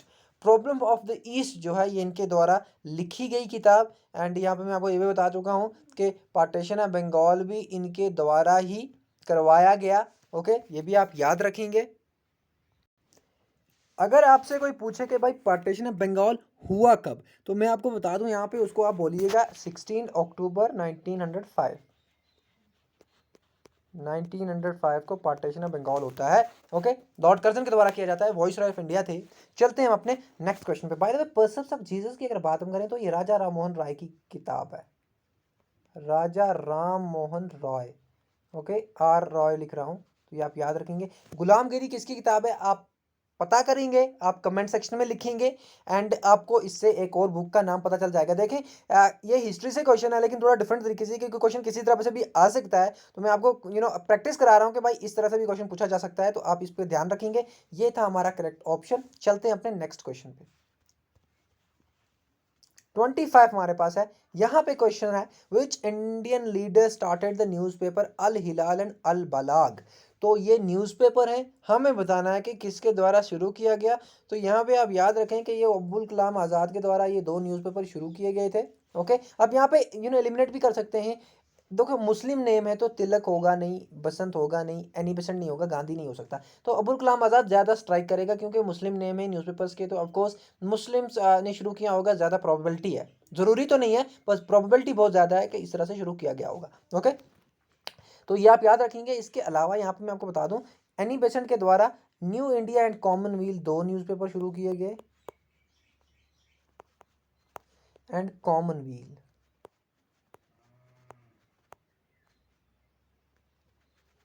Okay, and Gandhi के द्वारा भी यहाँ पे एक वीकली शुरू की गई न्यूज़पेपर शुरू हो गया जिसमें आपका हरिजन आता है, आपका यहाँ पे यंग इंडिया भी है, ओके, तो यहाँ पे मैं आपको ऑलरेडी 6 न्यूज़पेपर के बारे में एक क्वेश्चन में बता चुका हूँ। इसके बारे में मैं आपको बता दूंगा लेकिन नहीं बताऊंगा क्योंकि ये आपके लिए होमवर्क है। आप पता करेंगे तिलक के द्वारा कौन से 2 न्यूज़पेपर शुरू किए गए थे। तो चलते हैं अपने नेक्स्ट क्वेश्चन पे। इसका करेक्ट हमारे पास ऑप्शन था ये 26 हमारे पास which of the following was not a method of moderates. तो आपको पता है इंडियन नेशनल कांग्रेस एक बहुत बड़ी पार्टी इंडिया में बनाई गई 1885 में। लेकिन आगे जाके क्या हुआ, इंडियन नेशनल कांग्रेस स्प्लिट हो गई। तो 2 हिस्से हो गए English Indian national Congress, 2 factions हो गए। 1907 में होता है ये काम, इंडियन नेशनल कांग्रेस स्प्लिट हो जाता है। इसको सूरत स्प्लिट के नाम से जाना जाता है। ओके, सूरत स्प्लिट के नाम से जाना जाता है। एंड मैं आपको यहाँ पे मैं ये बता दूं सूरत स्प्लिट क्यों, क्योंकि सेशन जो इंडियन नेशनल कांग्रेस का सूरत में हुआ तो तब ये स्प्लिट हो गया, 2 हिस्से हो गए इंडियन नेशनल कांग्रेस। कुछ मॉडरेट्स कहलाए और कुछ जो थे वो एक्सट्रीमिस्ट कहलाए। अब इनमें फ़र्क ये था कि इनका जो अप्रोच था इंडिपेंडेंस को लेके, इनका जो रिएक्शंस थे ब्रिटिश एम्पायर को लेके वो बहुत डिफरेंट थे। इनके ज़्यादा एक्सट्रीम थे इसलिए एक्सट्रीमिस्ट नाम पड़ा। इसके लिए इनके मॉडरेट्स थे इसलिए मॉडरेट नाम पड़ा, बिल्कुल, क्योंकि ये बहुत ज़्यादा ये शांति प्रतीक लोग थे लेकिन ये एक्सट्रीमिस्ट नहीं थे। Okay, to some extent. तो इसलिए यहाँ पे जो ऑप्शन नंबर सी है ये मॉडरेट्स का नहीं था मेथड। पटिशंस, पैम्पलेट्स, डेलीगेशन तो मॉडरेट्स का था लेकिन बाइकॉटिंग गवर्नमेंट स्कूल से ये एक्सट्रीमिस्ट का मेथड था। तो ये आप याद रखेंगे। और भी बहुत सारे मेथड थे एक्सट्रीमिस्ट के, आप पता करेंगे। ओके, चलते हैं अपने नेक्स्ट क्वेश्चन पे। क्वेश्चन नंबर 27 हमारे पास है which of the following is responsible for blue baby syndrome. तो ब्लू बेबी सिंड्रोम जो है ये किससे होता है, तो आपको ये बताना है। तो यहाँ पे करेक्ट ऑप्शन इसका आपके पास है nitrate. Okay, nitrates, drinking water जब कंटेमिनेट हो जाता है नाइट्रेट्स की वजह से तो यहाँ पे ये बीमारी देखने को मिलती है हमें, जिसको ब्लू बेबी सिंड्रोम कहा जाता है। ओके, ये बच्चों में होती है एंड कलर जो है वो ब्लू टाइप हो जाता है बच्चे का जब उसको ये बीमारी होती है। तो इसलिए ब्लू बेबी सिंड्रोम जो है यहाँ पे इसको नाम दिया गया है। तो आप ये याद रखेंगे। चलते हैं हम अपने नेक्स्ट क्वेश्चन पे। ये आपका इन्वायरमेंट से क्वेश्चन आ गया फिर से।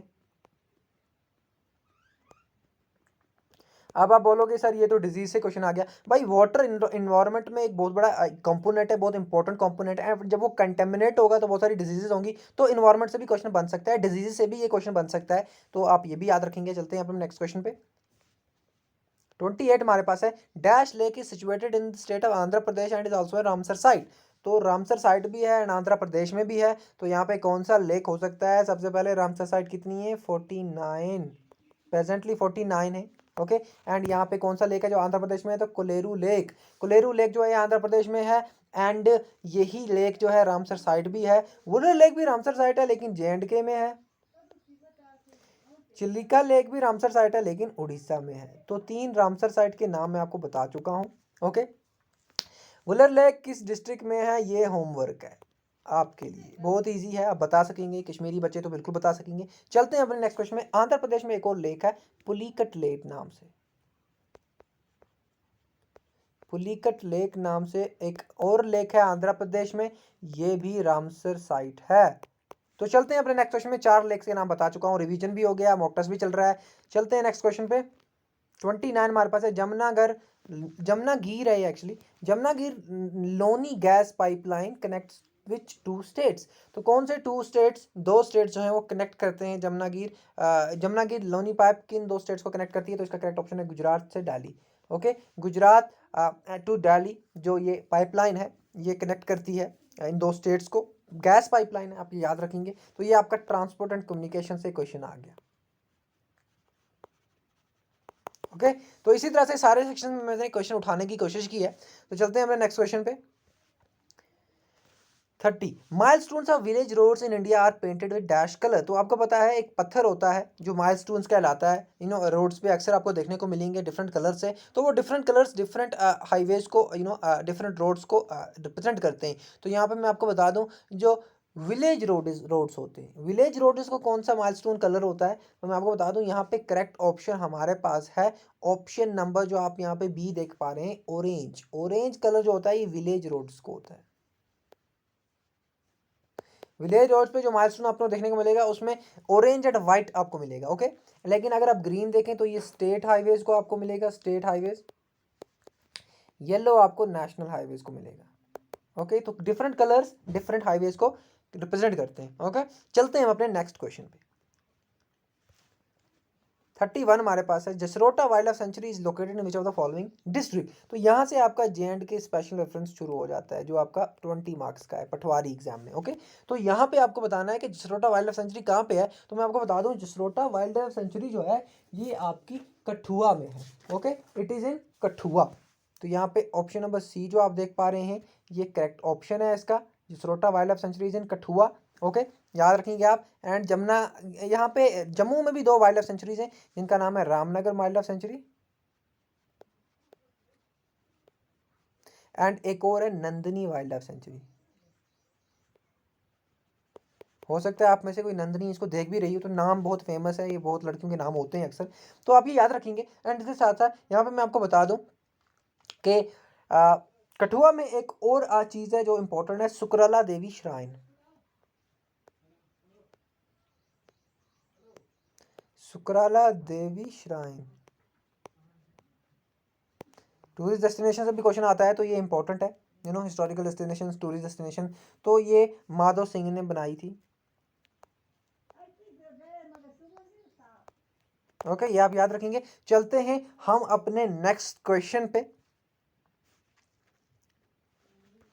32 हमारे पास है, what is the status of kalij pheasant Lophura leucomelanos in IUCN Red List. तो IUCN रेड लिस्ट, तो IUCN रेड लिस्ट है क्या भाई? International Union for Conservation of nature,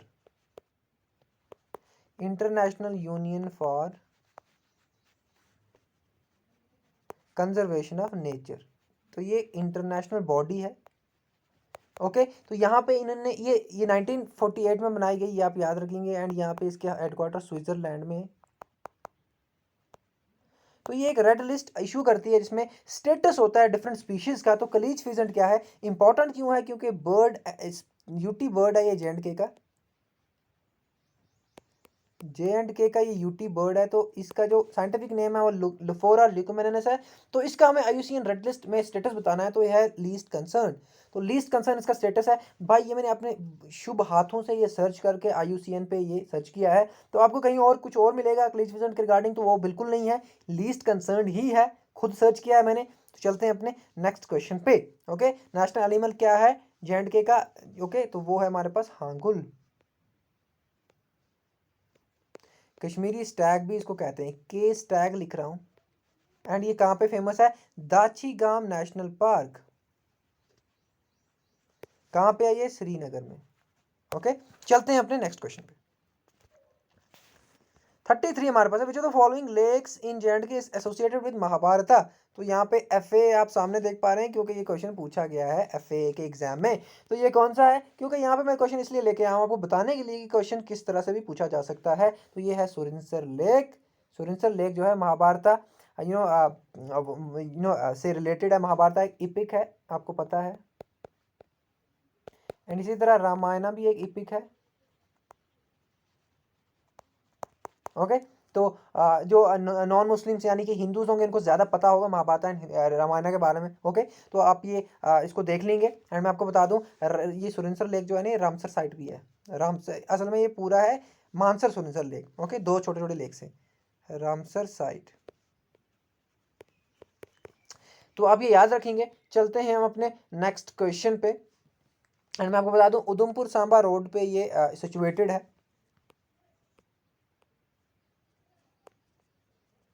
Udhampur to Samba road जो ही जाता है वहाँ पे ही सिचुएटेड है ये सुरिनसर लेक। तो ये आप याद रखेंगे, ओके। चलते हैं अपने नेक्स्ट क्वेश्चन पे। Which district of Jammu and Kashmir is known as land of kings. तो लैंड ऑफ किंग्स किस डिस्ट्रिक्ट को कहा जाता है? तो आपको यहाँ पे मैं बता दूं, 34 क्वेश्चन का आंसर है ऑप्शन नंबर सी, राजौरी। तो राज से आप याद रखेंगे कि राजा किंग को कहते हैं, एंड लैंड ऑफ किंग्स जो है राजौरी को कहते हैं, आप ये याद रखेंगे। एंड मैं आपको बता दूं 1846 में गुलाब सिंह ने इस पर जब कब्जा कर लिया तो इसका नाम रख दिया रामपुर, ओके। यहाँ पे आप ये याद रखेंगे, ओके। ह्योन सेंग जो हैं ये चाइनीज़ ट्रैवलर थे जो 632 में यहाँ राजौरी गए। ओके, तो ये भी आप याद रखेंगे। सिटी ऑफ टेम्पल्स कहा जाता है जम्मू को, बहुत सारे टेम्पल्स हैं यहाँ पे। चलते हैं हम अपने नेक्स्ट क्वेश्चन पे। क्वेश्चन नंबर 35 हमारे पास है, विच district of Jammu and Kashmir do not share international borders. तो इस तरह से भी क्वेश्चन पूछा जा सकता है ज्योग्राफी के कॉन्टेक्स्ट में। ये कौन सी डिस्ट्रिक्ट जो है जे की वो बॉर्डर शेयर नहीं करती किसी इंटरनेशनल कंट्री के साथ, किसी दूसरी कंट्री के साथ बॉर्डर शेयर नहीं करती, कौन सी डिस्ट्रिक्ट ऑफ जे तो यहाँ पे उधमपुर जो है, उधमपुर किसी भी डिस्ट्रिक्ट किसी भी कंट्री के साथ बॉर्डर शेयर नहीं करता। पुंछ कर रहा है, राजौरी कर रहा है, पाकिस्तान कर रहा है, तो आपको पता है ये पाकिस्तान से, सॉरी बारामूला, पुंछ और राजौरी जो है ये पाकिस्तान से बॉर्डर शेयर करते हैं। ओके, एंड यहाँ पे उधमपुर जो है किसी से भी बॉर्डर शेयर नहीं करता है, तो आप ये याद रखेंगे। चलते हैं अपने नेक्स्ट क्वेश्चन पे। क्वेश्चन नंबर 36 हमारे पास है, as per the J state reorganisation act 2019 the J scheduled tribes order 1989 shall stands applied to the UT, it is given in which what other act. तो किस पार्ट ऑफ एक्ट में, जे K reorganisation act के बहुत सारे parts हैं, तो किस part में ये कहा गया है कि जे के शेड्यूल्ड ट्राइब्स ऑर्डर जो है वो अप्लाइड होगा यूटी में। तो ये आपको बता दूं मैं, यहाँ पे इसका करेक्ट ऑप्शन हमारे पास है option number D, part 6 sorry part 6 था जे के रीऑर्गेनाइजेशन एक्ट में। ये कहा गया है कि भाई ये जो है प्रोविजन जे के शेड्यूल्ड ट्राइब्स ऑर्डर जो है ये अप्लाई होगा यूटी पे। एंड मैं आपको बता दूं एसटी से कौन सा सेक्शन, शेड्यूल ट्राइब से कौन सा सेक्शन डील करता है, 66 section of J reorganisation act. Okay, 66 section. Schedule caste से कौन सा डील करता है, तो 65 सेक्शन। ओके, पार्ट 6, ये दोनों पार्ट 6 में आते हैं। ओके, तो इस पे क्वेश्चन पूछा भी गया था एफए के एग्जाम में, थोड़ा डिफरेंट तरीके से लेकिन पूछा गया था। ओके, तो ये आप याद रखेंगे। चलते हैं हम अपने नेक्स्ट क्वेश्चन पे। बाय द वे पार्ट 4 की अगर हम बात करें तो ये लद्दाख की एडमिनिस्ट्रेशन से डील करता है, लद्दाख की एडमिनिस्ट्रेशन से। ओके, तो लद्दाख को किस तरह से एडमिनिस्ट्रेट किया जाएगा, वहाँ पे एक एडमिनिस्ट्रेटर को रखा जाएगा, तो ये सारी चीज़ें जो हैं ओके इस पार्ट में दी गई हैं, पार्ट 4 में। तो आप ये याद रखेंगे। चलते हैं हम अपने नेक्स्ट क्वेश्चन पे। और यहाँ पे मैं आपको ये भी बता दूं कि जे के एक्ट कब आया। ये 2019 अगस्त में आया, एंड ये फोर्स में कब आया, 31 अक्टूबर 2019। ये भी आप याद रखेंगे, इंपॉर्टेंट डेट है। 9 अगस्त को प्रेसिडेंट ने असेंट दी इसके लिए, ये भी आप याद रखेंगे। ये दो इंपॉर्टेंट डेटें हैं। तो चलते हैं अपने नेक्स्ट क्वेश्चन पे। हम 37 हमारे पास है, provisions for advocate general are given under which section of the J K reorganisation act 2019। तो जे के रीऑर्गेनाइजेशन एक्ट में कौन से सेक्शन में प्रोविजन दिए गए हैं एडवोकेट जनरल के, तो ये है section 79, option number A. Okay, section 79 जो है इसमें एडवोकेट जनरल के लिए प्रोविजन दिए गए हैं। 65 और 66 जो है ये आपका एससीज एंड एसटीज है, मैं आपको बता चुका हूँ, पार्ट 6। चलते हैं अब अपने नेक्स्ट क्वेश्चन पे। River Tawi also known as Suryaputri originate from dash. तो कहाँ से ओरिजिनेट होती है रिवर तवी, तो यहाँ पे है कैलाश कुंड आंसर। कैलाश कुंड से ओरिजिनेट होती है रिवर तवी, ये आप याद रखेंगे, ऑप्शन नंबर बी ए जो है, सॉरी। एंड यहाँ पे मैं आपको बता दूँ जम्मू सिटी इसके बैंक पे लोकेटेड है। जम्मू सिटी से इस तरह से हम बोल सकते हैं कि ये गुजरती है ये रिवर। ओके, एंड यहाँ पे मैं आपको बता दूँ वेरीनाग से एक और रिवर, इंपॉर्टेंट रिवर है जो झेलम है, ये ओरिजिनेट होती है। ओके, झेलम को वितास्ता भी कहते हैं, तो ये भी आप याद रखेंगे। ओके, बारामूला से जाती है ये एंड पाकिस्तान में फिर चली जाती है झाला नंबर। तो चलते हैं हम अपने नेक्स्ट क्वेश्चन पे। Bye the way river Tawi जो है ये चनाब की ट्रिब्यूटरी है, और यह रिवर झेलम जो है ये इंडस की ट्रिब्यूटरी है। फिर आगे जाके जनाब जो है ये भी इंडस की ट्रिब्यूटरी है। ओके, तो चलते हैं अपने नेक्स्ट क्वेश्चन पे। Nagin Lake is located in Srinagar and is popularly known as. तो नगीन लेक जो श्रीनगर में है इसको क्या कहा जाता है, और तो मैं आपको बता दूं जेवल इन द रिंग कहा जाता है नगीन लेक को, जेवल इन क्राउन कहा जाता है डल लेक को। ओके, अबोर्ड ऑफ लव एक गार्डन को कहा जाता है, आप पता करेंगे कि ये कौन सा गार्डन है। ये फिर से होमवर्क आपके लिए।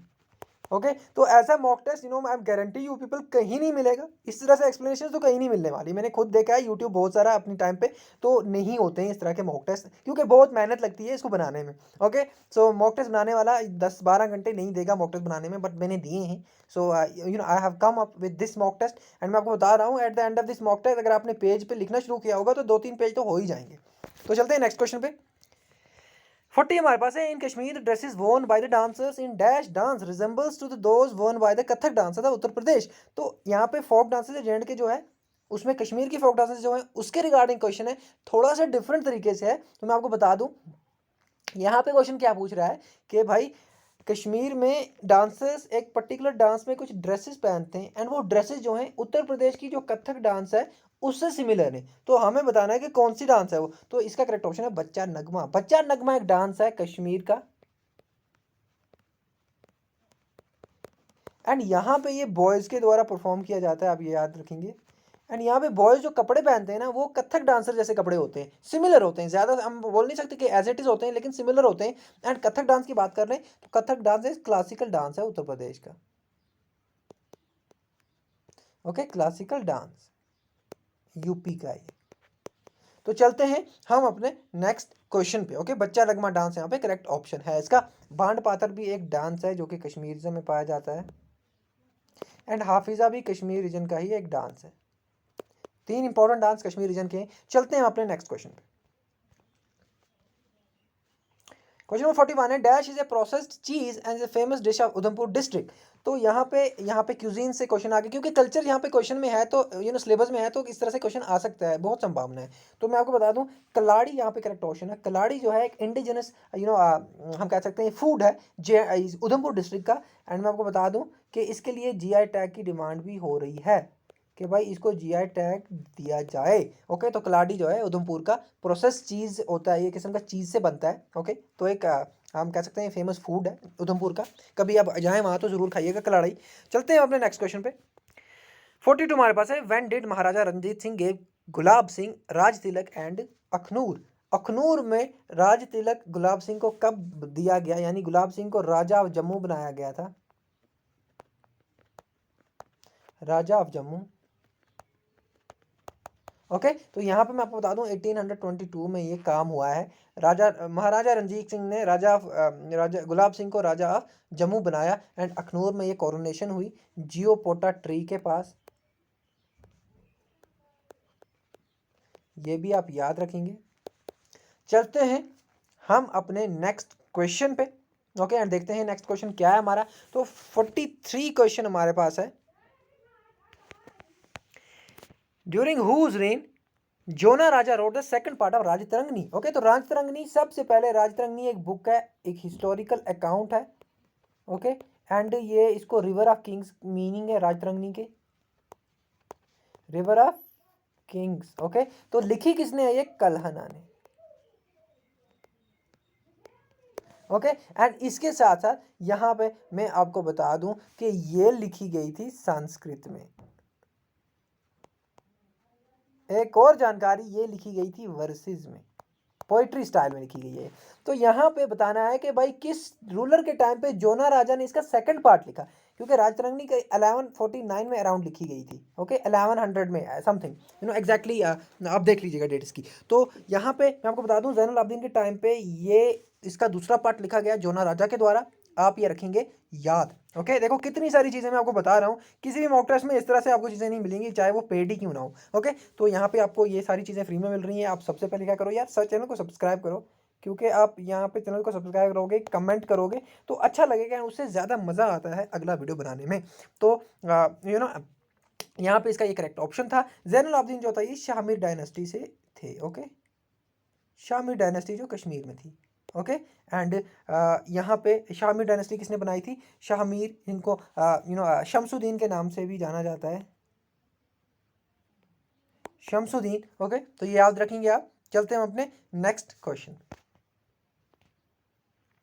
Yusuf Shah Chak by the way जो हैं ये चक रूलर थे, बाद में इनको अकबर के द्वारा अरेस्ट कर लिया गया एंड फिर इनकी डेथ भी बेचारे की प्रिजन में ही हो गई। तो चलते हैं अपने नेक्स्ट क्वेश्चन पे। क्वेश्चन 4 हमारे पास 44 हमारे पास है। Which of the following is not is J and K in J and K is not as Ramsar site. तो जे एंड के में तो है ये दिए गए लेक्स में से जो भी चीज़ें हैं, लेक्स हैं या फिर वेटलैंड्स हैं, ये रामसर साइट्स इनमें से एक कोई नहीं है। तो वो कौन सी है जो रामसर साइट नहीं है? तो मैं आपको बता दूं, डल लेक जो है रामसर साइट नहीं है। ओके, श्रीनगर में है, ये इंपॉर्टेंट लेक है, जेवल इन द क्राउन इसको कहा जाता है, लेकिन ये रामसर साइट नहीं है। देखो, वुलर लेक जो है ये रामसर साइट है, होकेरा जो है ये भी रामसर साइट है, एंड मानसर सुरनसर लेक भी रामसर साइट है। तो यहाँ पे 3 रामसर साइट जो हैं जे की मैं आपको बता चुका हूँ मॉक टेस्ट में ही। ओके, तो भाई इस तरह का मॉक टेस्ट नहीं मिलेगा कहीं पे, and I guarantee you people, you don't regret at the end of this video. Okay, चलते हैं अपने नेक्स्ट क्वेश्चन पे। Buddha Amarnath is dedicated to lord Shiva and is located in district dash. तो किस डिस्ट्रिक्ट में है बुड्ढा अमरनाथ? तो मैं आपको बता दूं, यहाँ पे करेक्ट ऑप्शन हमारे पास है ऑप्शन नंबर जो आप ए देख पा रहे हैं यहाँ पे, पुंछ में। तो पुंछ में है बुड्ढा अमरनाथ, लोकेटेड है किसको? लॉर्ड शिवा को। ओके, तो ये आप रखेंगे याद, एंड चलते हैं हम अपने नेक्स्ट क्वेश्चन पे। लेकिन एक और चीज़ मैं आपको यहाँ पे बता दूं कि भाई सांबा जो है, सांबा में एक इम्पोर्टेंट रिलीजियस प्लेस है जिसको पुरमंडल के नाम से जाना जाता है। जो पुरमंडल, पुरमंडल को छोटा काशी भी कहा जाता है। ओके, छोटा काशी भी कहा जाता है। एंड यहाँ पे ये किसको डेडिकेटेड है? तो गॉडेस पार्वती को डेडिकेटेड है ये। Okay, goddess Parvati. चलते हैं हम अपने नेक्स्ट क्वेश्चन पे। 46 हमारे पास है, Sonamarg is famous tourist spot in Ganderbal district, the word Sonamarg mean. तो थोड़ा सा इजी क्वेश्चन है, क्योंकि एसएसबी इजी से क्वेश्चन पूछ रहा है यार, ऐसा नहीं है कि बिल्कुल ही ऐसा क्वेश्चन आ जाता है, हवाई क्वेश्चन आ जाता है या फिर हवाई पेपर पूछा जाता है। बिल्कुल इजी क्वेश्चन होते हैं, मॉडरेट क्वेश्चन होते हैं, जो 2-4 क्वेश्चन जो होते हैं वो आउट ऑफ कॉन्टेक्स्ट होते हैं, यानी कि एक्सपेक्टेड नहीं होते हैं। तो यहाँ पे क्वेश्चन, यहाँ पे आंसर क्या है सोनामर्ग का? तो मीडो ऑफ गोल्ड, सोना, सोना गोल्ड को ही कहते हैं, तो इस तरह से आप याद रखेंगे। ओके, मीडो ऑफ फ्लावर्स क्या है? गुलमर्ग। ओके, मीडो ऑफ फ्लावर्स जो है वो गुलमर्ग को कहा जाता है, आप ये भी याद रखेंगे। चलते हैं हम अपने नेक्स्ट क्वेश्चन पे। Bye the way, streak of gold मैं आपको बता चुका हूँ। स्ट्रीक ऑफ गोल्ड किसको कहा जाता है? भाई झारखंड में एक रिवर है सुबर्णरेखा के नाम से, सुबर्णरेखा के नाम से झारखंड में एक रिवर है, इसको स्ट्रीक ऑफ गोल्ड कहा जाता है। तो चलते हैं अपने नेक्स्ट क्वेश्चन पे। इसका correct option option number B था, meadow of gold, Sonamarg. Question number 47 हमारे पास है, भीमगढ़ फोर्ट और Reasi fort is situated on the bank of dash river. तो रियासी फोर्ट, भीमगढ़ फोर्ट किस रिवर पे है? तो मैं आपको बता दूं, रिवर अंजी नाम जो है ये करेक्ट है। अंजी रिवर पे क्या है? भीमगढ़ फोर्ट, जिसको रियासी फोर्ट भी कहा जाता है, ये लोकेटेड है। ओके, ये आप याद रखेंगे। एंड यहाँ पे मैं आपको एक और बात बता दूं, ये ऋषिपाल राणा ने सबसे पहले बनाया। देखो ध्यान से सुनिएगा, ऋषिपाल राणा। एंड फिर उसके बाद यहाँ पे क्या हुआ, गुलाब सिंह ने इसको रिकंस्ट्रक्ट किया, एंड उसके बाद फिर से जोरावर सिंह ने इसको और ज्यादा मेंटेन किया। ओके, तो इस तरह से आप याद रखेंगे। एक साइड पे जोरावर सिंह दिया गया है नाम, तो कंफ्यूज नहीं होना है, ये तीनों नाम इसके रिगार्डिंग है। मैं आपको ये भी बता दूं, अगर ये तीनों नाम आए तो ऐसा नहीं है कि इसमें से तीनों नाम गलत हैं, ये आप याद रखेंगे, क्योंकि एसएसबी ऐसा क्वेश्चन डालता नहीं है। अगर डालेगा तो जोरावर सिंह ही डालेगा, या फिर ऋषिपाल राणा ही, या फिर गुलाब सिंह ही। तो अगर दोनों ऑप्शन आ जाते हैं तो दोनों करेक्ट हो सकते हैं, क्योंकि आपने देखा होगा एसएसबी की रिवाइज स्कीम में क्या होता है, दोनों ऑप्शन भी करेक्ट होते हैं। कभी कभी ए और बी क्वेश्चन दोनों लिखे होते हैं कि दोनों करेक्ट हैं, तो कंफ्यूज बिल्कुल नहीं होना है। ओके, मामूली सी चीज है ये। चलते हैं अपने नेक्स्ट क्वेश्चन पे। It is performed on the eve of Lohri festival and is a famous dance in the Jammu region. तो कौन सा डांस है जम्मू रीजन का जो लोहड़ी फेस्टिवल पे डांस किया जाता है? तो यहाँ पे मैं आपको बता दूं, छज्जा डांस। छज्जा डांस जो है ये लोहड़ी के फेस्टिवल पे सेलिब्रेट किया जाता है, आप ये याद रखेंगे। ओके, ऑन द एंड मैं आपको बता दूं, छज्जा डांस जो है ये बॉयज़ के द्वारा सेलिब्रेट डांस किया जाता है, इसमें बॉयज़ सब पार्टिसिपेट करते हैं। ओके, एंड जीरी मेला की बात करें तो मैं आपको बता दूं, बाबा जत्तू की सेक्रीफाइसेस के रिलेटेड है ये, जीरी मेला, ये आप याद रखेंगे, बाबा जीतू। ओके, एंड सूरमा भी एक तरह का हम कह सकते हैं, ये तो ये एक सॉन्ग है, Surma is a type of song, आप ये याद रखेंगे। And this song is actually representing वो मैरिड गर्ल जिसका हस्बैंड आर्मी में होता है, एंड उसके पेन को ये रिप्रेजेंट करता है ये सॉन्ग।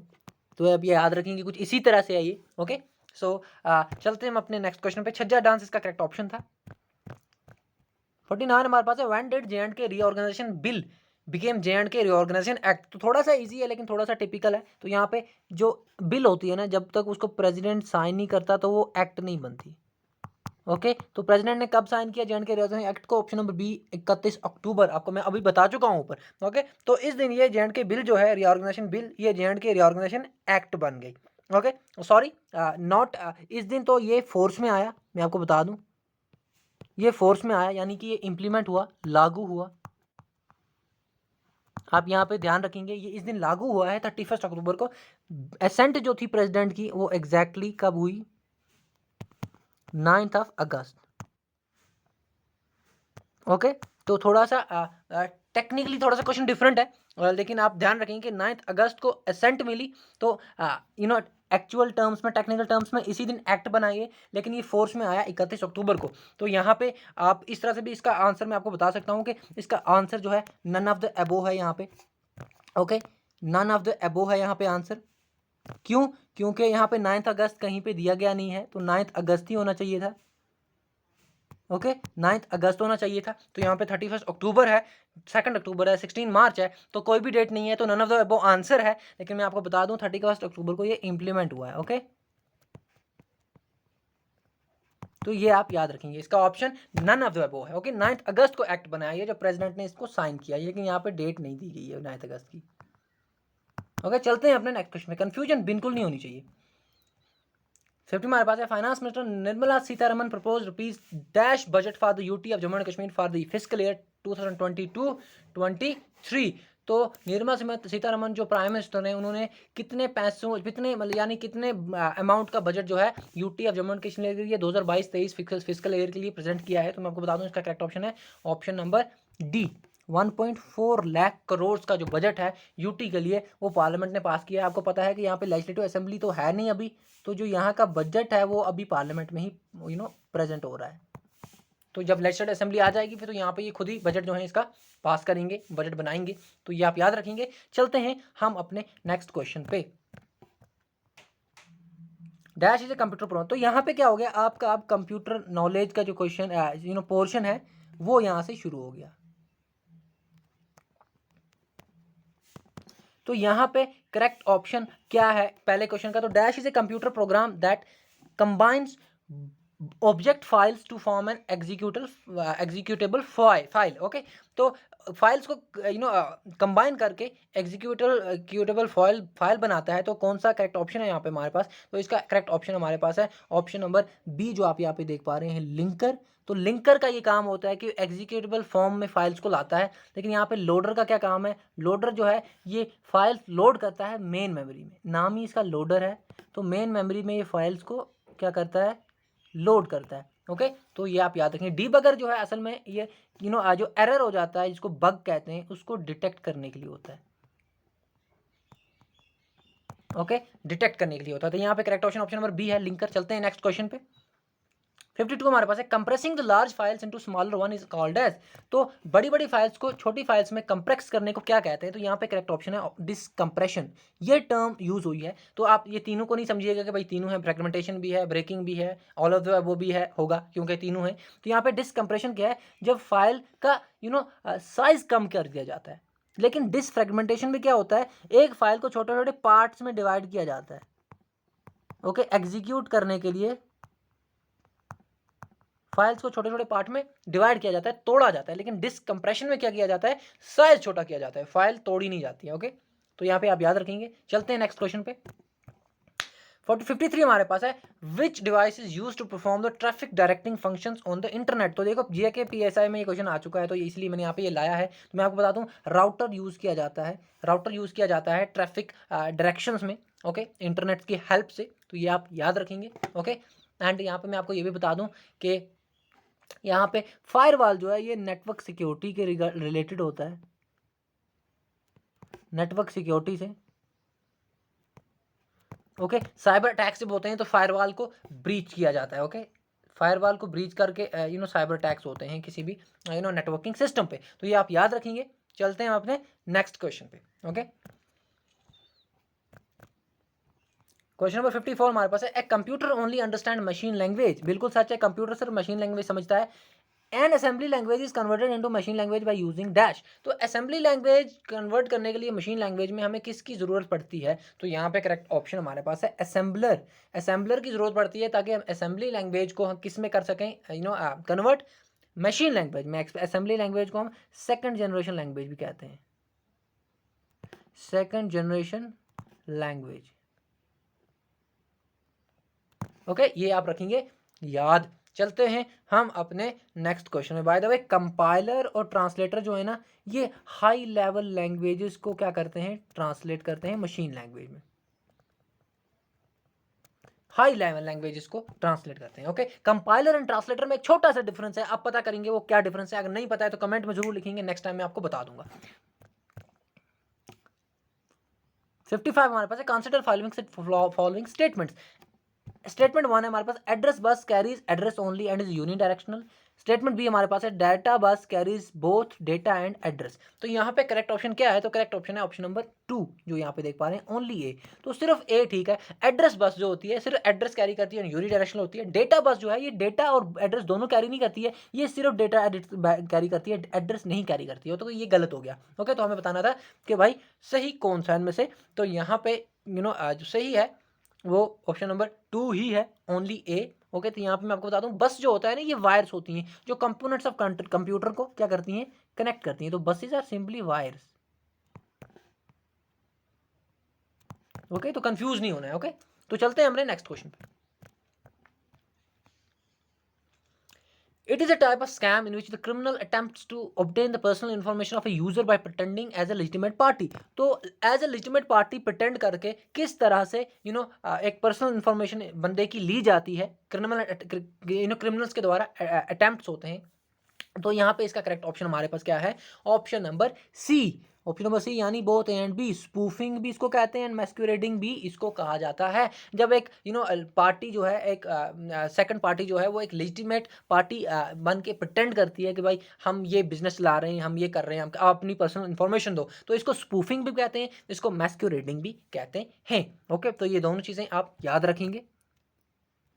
चलते हैं नेक्स्ट क्वेश्चन पे। इसका करेक्ट ऑप्शन तो ये था। ऑप्शन नंबर 7 हमारे पास है, RARP स्टैंड्स फॉर। अब तो ये आ गया आपके पास, यहाँ पे क्या है, ये आपका है एब्रीवेशंस, क्योंकि इस तरह से क्वेश्चन आते हैं एब्रीवेशंस पे। तो यहाँ पे करेक्ट ऑप्शन क्या है इसका करेक्ट ऑप्शन आपके पास है ऑप्शन नंबर डी, जो आप यहाँ पे देख पा रहे हैं, reverse address resolution protocol. Reverse address resolution protocol, option number D. Okay, तो ये इसका करेक्ट ऑप्शन है, ये तीनों नहीं है। ओके, रैंडम एक्सेस आप देख के ज़्यादा वो हो गए होंगे कि ये इनमें से तीनों में से कोई एक होगा, लेकिन ये नहीं है, चौथा है रिवर्स एड्रेस रेजोल्यूशन प्रोटोकॉल। चलते हैं हम अपने नेक्स्ट क्वेश्चन पे। 58 हमारे पास है, a computer network carrying large geographical area than local network local area network is called as. एक ऐसा कंप्यूटर नेटवर्क जो ज़्यादा लार्ज एरिया को कवर करता है और जो लोकल एरिया नेटवर्क से बड़ा है। यहाँ पे आप थोड़ा टेक्निकली समझिएगा कि मेजरली 3 तरह के नेटवर्क आपको पता होंगे, LAN, local area network, metropolitan area network, MAN and वैन, वाइड एरिया नेटवर्क। तो यहाँ पे मैं बता रहा है कि एक ऐसा नेटवर्क जो लोकल एरिया नेटवर्क से बड़ा है। ओके, तो यहाँ पे करेक्ट क्या होगा? Option number B, MAN, metropolitan area network. अब यहाँ पे वैन कुछ लोग सोच रहे होंगे, तो यहाँ पे फिर दिया होता क्वेश्चन पे जो MAN से बड़ा, यानी मेट्रोपॉलिटन एरिया से जो ज़्यादा बड़ा है उसको वैन होता आंसर। लेकिन यहाँ पे मैं बताया कि लोकल एरिया यानी कि लैन से बड़ा क्या है, जो जोग्राफिकल एरिया को, अच्छे खासे जोग्राफिकल एरिया को कवर करता है, तो हमारे पास मैन है। ओके, तो ये क्वेश्चन भी FA में आ चुका है, लेकिन वहाँ पे इन्होंने वाइड एरिया नेटवर्क के बारे में पूछा था। ओके, ये भी आप याद रखेंगे। तो ये भी मैं आपको बता दूं कि ज़रूरी नहीं है जो टॉपिक्स आपके इसमें दिए गए हैं as it is computer section में उसी तरह से क्वेश्चन पूछा जाए। क्वेश्चन किसी तरह से भी आ सकता है। ओके, तो बी केयरफुल अबाउट दैट। जितना भी कंप्यूटर पढ़ सकते हैं उसको पढ़ लें। चलते हैं, लेकिन जो दिए गए टॉपिक्स हैं उनको थोड़ा ज़्यादा अच्छे से पढ़ें। चलते हैं अपने नेक्स्ट क्वेश्चन पे। 59 हमारे पास है, it's a data transmission model in which data can be transmitted in both directions and not at same time. तो यहाँ क्या होता है, एक डेटा ट्रांसमिशन मॉडल है जहाँ पे डेटा दोनों डायरेक्शन से भी आ रहा है, यानी कि यहाँ से भी हम भेज रहे हैं डेटा, वहाँ से भी डेटा आ रहा है, लेकिन एट द सेम टाइम नहीं आ रहा है। तो इसका करेक्ट ऑप्शन क्या है? Half duplex. तो इसमें क्या होता है, हाफ डुप्लेक्स यहाँ पे जैसे आपकी वॉकी टॉकी है। ओके, तो हम यहाँ से बोलते हैं फिर जब उसके पास रिस्पॉन्स आती है फिर वो वहाँ से बोल सकता है। ओके, तो यहाँ पे क्या है, बहुत डायरेक्शंस में तो डेटा जा रहा है लेकिन एट द सेम टाइम नहीं जा रहा है। ओके, फुल डुप्लेक्स क्या है, हमारा मोबाइल फ़ोन, यहाँ से भी बात कर रहे हैं वहाँ से भी बात कर रहे हैं, दोनों तो सेम टाइम पे जा रही हैं बातें, तो ये इसको फुल डुप्लेक्स हम कहेंगे। ओके, हाफ डुप्लेक्स हो गया जहाँ पे सेम टाइम पे ट्रांसमिट नहीं होती है, होता है डेटा। चलते हैं अपने नेक्स्ट क्वेश्चन पे। 60 हमारे पास है, dash allows the sender to conceal the email address of a person from rest of the recipients of the mail. तो यहाँ पे क्या है, जब ईमेल हम भेजते हैं तो दो कॉर्नर होते हैं, एक तो होता है सीसी कार्बन कॉपी, दूसरा होता है ब्लाइंड कॉपी। तो अगर हम बहुत सारे लोगों को मेल भेजेंगे, सबका मेल सीसी में लेंगे, तो जितने भी बंदे होंगे वो एक दूसरे का ईमेल आईडी देख सकते हैं। लेकिन अगर हम किसी का ईमेल एड्रेस बीसीसी में डाल दें, यानी बीसीसी ब्लाइंड कार्बन कॉपी, तो वहाँ पे क्या होगा, उस पर्टिकुलर बंदे का ईमेल एड्रेस जो है बाकी लोग नहीं देख पाएंगे। तो इसका करेक्ट ऑप्शन क्या हो गया, option number A, blind carbon copy में क्या होता है, कंसील होता है ईमेल एड्रेस। ओके, तो यही आपको यहाँ पे बताना था, इनक्रिप्टेड नहीं है, हिडन नहीं है, कार्बन कॉपी नहीं है। चलते हैं नेक्स्ट क्वेश्चन पे। Question number 61, laser printer is है, यहाँ पे होना चाहिए, laser printer is a non impact printer. Okay, laser printer क्या है, एक नॉन इम्पैक्ट प्रिंटर है, आप ये याद रखेंगे। एंड एक और नॉन इम्पैक्ट प्रिंटर है, वो क्या है, इंजेक्ट प्रिंटर। Inject printer. तो इम्पैक्ट और नॉन इम्पैक्ट में फ़र्क क्या होता है कि इम्पैक्ट प्रिंटर में रिबन स्ट्राइक नहीं होता है जब प्रिंट होती है चीज़, रिबन का इस्तेमाल नहीं होता है नॉन इम्पैक्ट प्रिंटर में, लेकिन इम्पैक्ट प्रिंटर में रिबन का इस्तेमाल होता है। ओके, तो ये आप याद रखेंगे। चलते हैं हम अपने नेक्स्ट क्वेश्चन में। प्लॉटर्स होता है जो बैनर वगैरह प्रिंट करते हैं, बड़े बड़े प्रिंटर्स होते हैं, बैनर्स वगैरह प्रिंट करते हैं। चलते हैं हम अपने नेक्स्ट क्वेश्चन पे। क्वेश्चन नंबर 62 हमारे पास है, dash is mainly used in computer added design and playing games on the computer. तो कंप्यूटर एडिंग डिजाइन में एंड गेम्स को प्ले करने में कौन से यहाँ पे चीज़ जो है वो इस्तेमाल की जाती है। तो मैं आपको बता दूं, यहाँ पे जो आप देख पा रहे हैं ऑप्शन नंबर डी, जॉयस्टिक। तो जॉयस्टिक गेम्स को खेलने में यूज़ होती है एंड कंप्यूटर एडिट डिज़ाइन में भी ये यूज़ होती है, तो ये इसका करेक्ट ऑप्शन है। स्कैनर आपको पता है, माउस भी आपको पता है। ओके, डिजिटाइजर क्या होता है आप पता करेंगे, ये क्या है। ओके, ये होमवर्क है। चलते हैं नेक्स्ट क्वेश्चन पे। 63 हमारे पास है, जो the following was the first computer malware. तो पहला कंप्यूटर मालवेयर कौन सा था, तो मैं आपको बता दूं ऑप्शन नंबर ए, जो आप देख रहे हैं यहाँ पे, क्रीपर। तो क्रीपर पहला कंप्यूटर मालवेयर था एंड ये किसके द्वारा बनाया गया था, बॉब थॉम्सन।